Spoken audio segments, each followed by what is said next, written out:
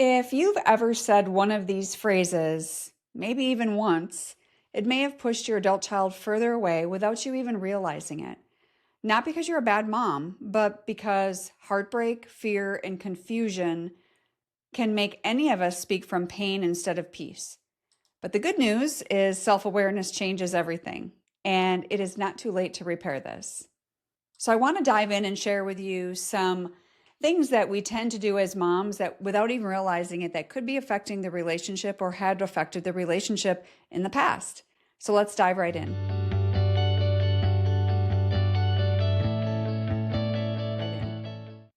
First off, I want you to stop keeping score. If you feel that maybe you've done this, or maybe after hearing a little bit more, you're going to understand that maybe you did do that.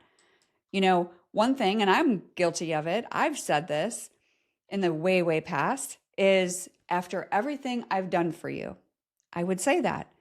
And in my heart, I meant it. I meant it because I felt used, abused, and manipulated. I gave my heart and soul, like so many of you. But that phrase usually comes from a place of heartbreak, right?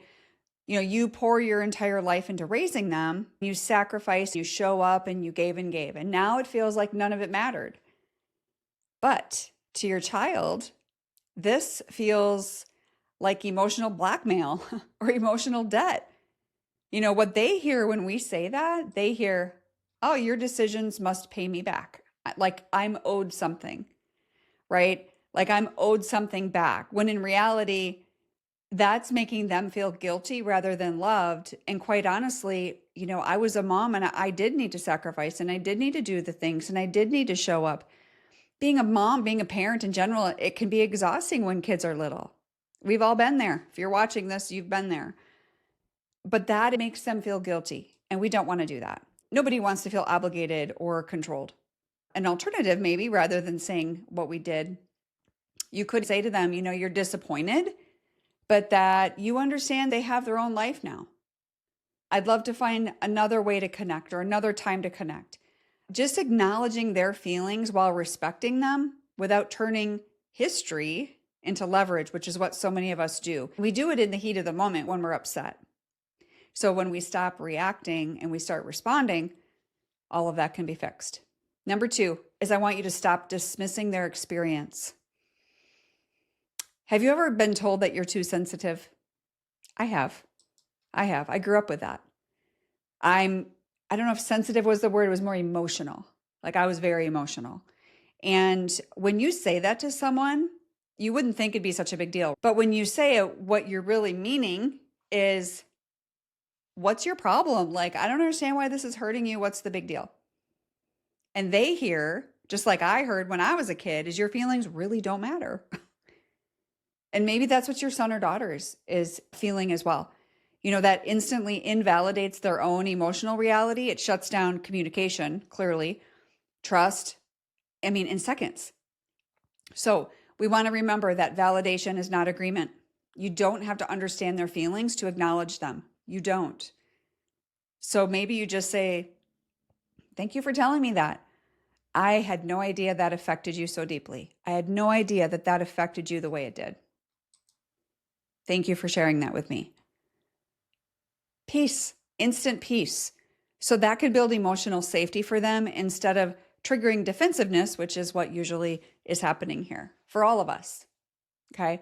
So if any of those already have kind of hit close to home for you, take a deep breath.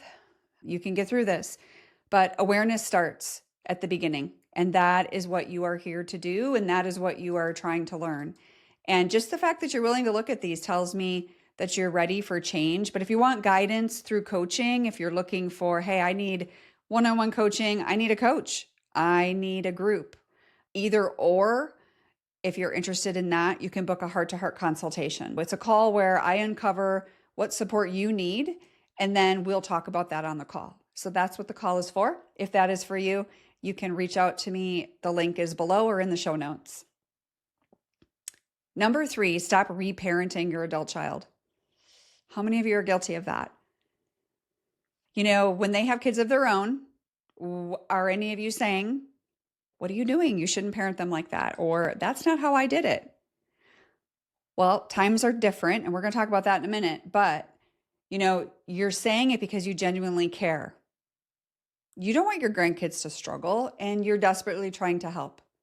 But this is where unsolicited advice, which we talk about all the time, but unsolicited parenting advice looks like judgment. Like you're failing, you're not capable, you're doing it wrong. Now, granted, it can be said differently and they don't need to take it that way.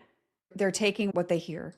You know what it's like to be a young mom or dad. We felt overwhelmed. We feel overwhelmed with adult children right now. But when they were growing up, it's a lot financially, emotionally, all of that. The last thing they need is their mom questioning their competence, right? So rather, what if you said something like, you know what, if you ever want my experience, I'm here, but only if you ask. I've shared with you guys, I do that all the time with my kids. So did you want my advice or did you just want me to listen? And depending on which kid it is, I get a different answer, and that's okay. But that communicates support without control. I'm not trying to control anything. Trust me, I've learned my lessons over the years. I am not trying to control a thing. And lastly, number 4 is I want you to stop comparing generations. So I mentioned we were going to get here. We're here. When I was your age, how many of you remember your mom or dad doing that?